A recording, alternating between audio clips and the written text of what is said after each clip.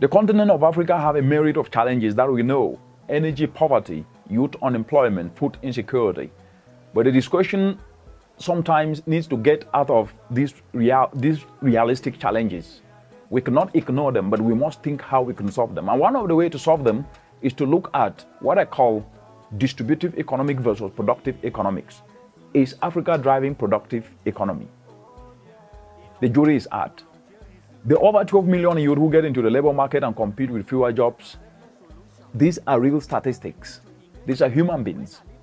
But the question we need to ask is that, knowing that the African continent today have over 80% of the population in the informal sector, and these are people who create jobs for the majority, but are out of the formal system.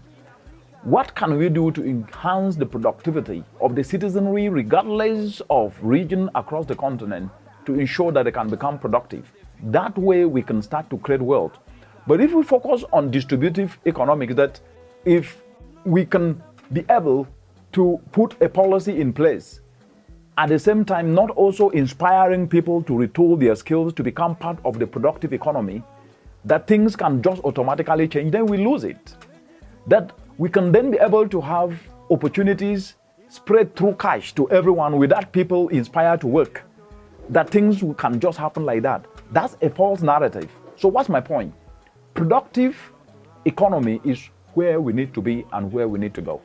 Where young people are inspired to retool their skills, to create value and turn challenges into opportunities. And that way, they'll be solving problems and they can easily reach at the top. Let me put it this way. Regardless of where we come from in the continent, it doesn't matter. You can't change where you come from, but you can change your economic status.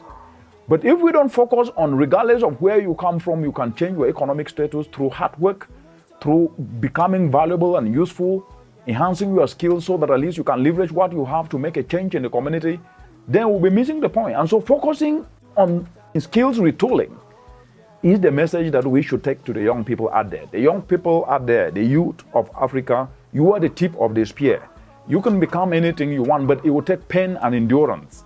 And that's how life is supposed to be. Retool your skills.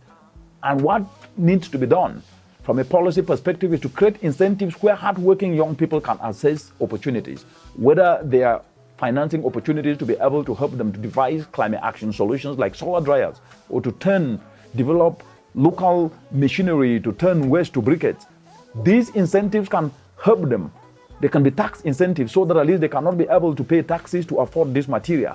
That will be an incentive to spur a productive economy that will then drive the economic growth of a country. If we miss this direction, then we will talk about the statistics, we will complain about the problems, but the solutions will never really surface at the speed in which we need. Let's choose productive economy. In life, and let us do so, remembering the words of the scripture in the parable of the talent, knowing that the creator of heaven and earth are way to reward those who selflessly apply their talent to offer value to him by being useful.